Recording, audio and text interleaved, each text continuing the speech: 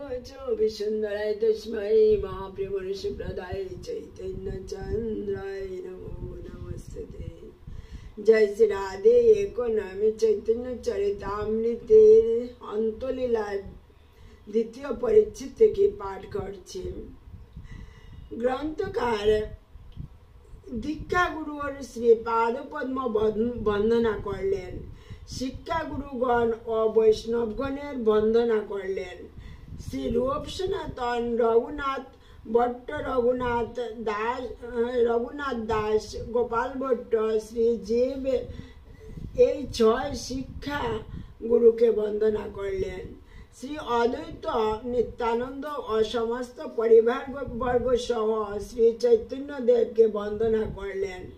শ্রী ললিতা ও শ্রী বিশাখা অন্যান্য সমস্ত গোপীদের সঙ্গে শ্রী রাধা কৃষ্ণের বন্দনা করলেন।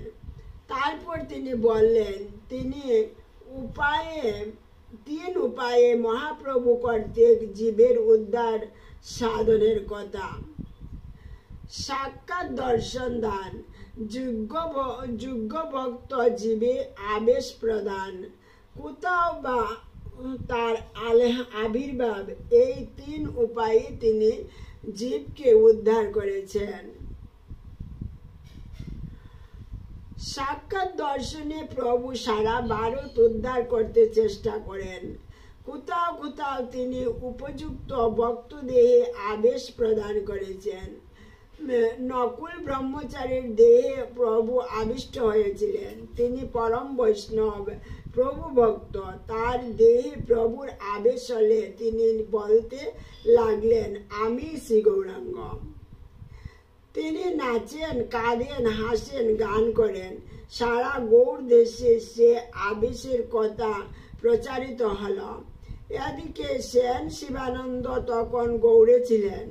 তিনি এই আবেশের বিষয়ে কিছু সন্দেহ প্রকাশ করেন মনে মনে। তখন নকুল লোক দিয়ে তাকে ডাকালেন। শিবানন্দ এলে তিনি বললেন, তুমি আমার আবেশের প্রতি সন্দেহ প্রকাশ করেছ, কিন্তু এ সত্য। শুনো, তোমাকে যা বলবো ভেবে দেখো, তা সত্য না মিথ্যা। তোমার গৌর গোপাল মন্ত্র 4 অক্ষরে। তুমি এবারে ভেবে দেখো। শিবানন্দ স্তম্ভিত। তখন সারা গৌড়ে নকুল ব্রহ্মচারী আবেশের কথা ছড়িয়ে পড়ল। শ্রীবাস কীর্তনে নিত্যানন্দ নর্তনে, সচির মন্দিরে আর রাঘব ভবনে, এই 4 স্থানে প্রভুর সদা আবির্ভাব।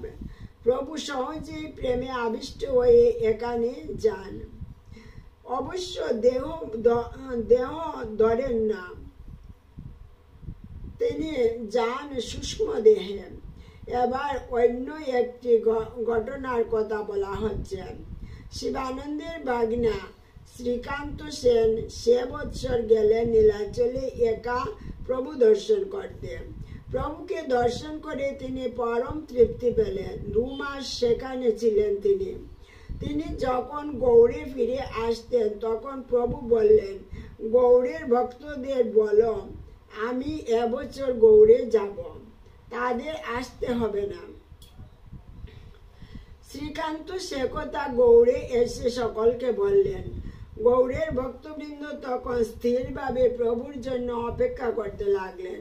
এদিকে প্রদ্যুম্ন ব্রহ্মচারী অর্থাৎ নৃসিংহানন্দ 2 দিন ধ্যান করে শিবানন্দকে বললেন, পানিহাটি গ্রামে আমি প্রভুকে আনব। কাল মধ্যাহ্নে তিনি আমার ঘরে আসবেন। পাক সামগ্রী আনব, আমি প্রভুকে ভিক্ষা দেব।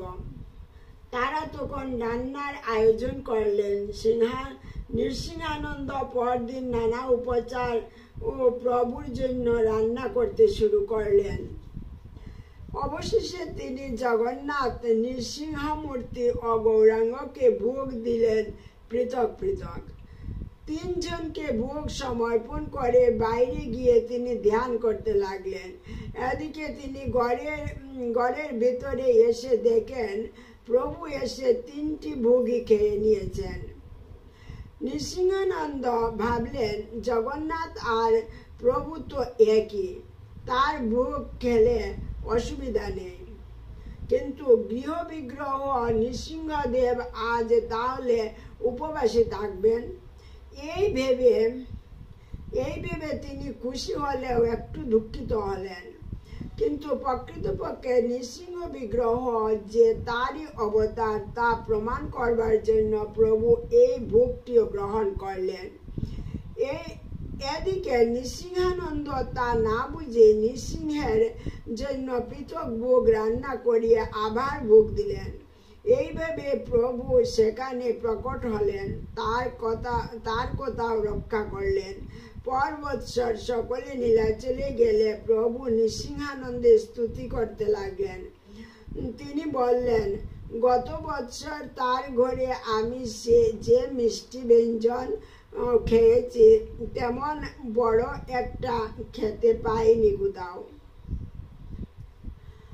তা শুনে সকলে অবাক হলেও শিবানন্দের সব ঘটনা মনে পড়ল। এইভাবে প্রভু অপ্রকট থেকে প্রকট হলেন। এমনই হয়েছিলেন তিনি শ্রীবাসঙ্গন প্রভৃতি স্থানে। পুরুষোত্তমে প্রভুর পাশে থাকতেন মহাভাগবত বৈষ্ণব ভগবান আচার্য। তার পিতা সদানন্দ খানও কৃষ্ণ ভক্ত। তার ভাই গোপাল ভট্টাচার্য কাশীতে গিয়ে বেদান্ত পাঠ করে আসেন। একদিন তিনি স্বরূপকে বললেন, চলো যাই গোপালের কাছে বেদান্ত পাঠ শুনে আসি। স্বরূপ বললেন, না, মায়াবাদ ভাষ্য শ্রবণেও মহাপাপ হয়, তা আমি শুনব না। কৃষ্ণ প্রেম বিনা অন্য কিছু আমি মানি না। একদিন সদানন্দ আচার্য প্রভুকে নিমন্ত্রণ করলেন। তিনি প্রভুর কীর্তনিয়া ছোট হরিদাসকে বললেন, সিকি মাহিতির বোন বৃদ্ধা তপস্বিনী বৈষ্ণবী মাধবী মাহিতির কাছ থেকে কিছু সরু চাল আনতে। হরিদাস তা এনে দিল। তারপর প্রভুর ভোগ ও ব্যঞ্জনাদি রান্না করে তার ভোগ দেওয়া হলো। এদিকে প্রভু খেতে বসে বললেন, এই উত্তম তণ্ডুল কোথায় পেলেন? আচার্য বললেন সব কথা। শুনে প্রভু কিছু বললেন না, কিন্তু গৃহে ফিরে এসে গোবিন্দকে বললেন, আজ থেকে ছোট হরিদাস যেন আর আমার সঙ্গে দেখা না করে।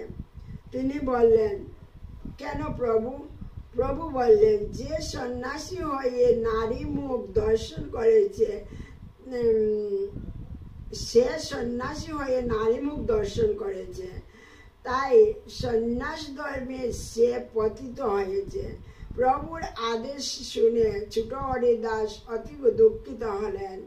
পরে বিভিন্ন বৈষ্ণবেরা এসে প্রভুকে ছোট হরিদাসকে ক্ষমা করতে অনুরোধ করলেন, কিন্তু প্রভু ক্ষমা করলেন না। কিছুদিন ধরে ছোট হরিদাস দূর থেকে প্রভুকে দর্শন করতেন। একদিন তিনি সংকল্প করলেন প্রয়াগে ত্রিবেণী সঙ্গমে জীবন বিসর্জন দেবেন। এই চিন্তা মতোই তিনি কাজ করলেন। সেই সময় প্রভু তাকে দর্শন দিয়ে তাকে উদ্ধার করলেন। প্রভুর কৃপা পেয়ে গন্ধর্ব দেহে সে গান করত। তার গান অনেকে শুনত। পর বৎসর শিবানন্দ সহ ভক্তবৃন্দ নীলাচলে এসে ছোট হরিদাসের খোঁজ করলে প্রভু হেসে বললেন, সকর্ম ফল খব, সকর্ম ফল ভোগ পুমান নরক ভোগ করছে। কিন্তু স্বরূপাদি শুনেছিলেন হরিদাসের গান, তারা বুঝলেন। এইভাবে প্রভু তীর্থের মহিমা বুঝালেন যে তীর্থে দেহ রক্ষা করলে নরকে যায় না। তীর্থে দেহ রক্ষা করলে নরকে যায় না। আর সেই সঙ্গে সন্ন্যাসীর কর্তব্য জীবকে শিক্ষা দিলেন। কর্তব্য ও জীবকে শিক্ষা দিলেন। জয় রাধে। হরে কৃষ্ণ কৃষ্ণ কৃষ্ণ হরে হরে, হরে রাম রাম রাম হরে হরে। জয় রাধে। ভুল ভ্রান্তি অপরাধ ক্ষমা করবেন।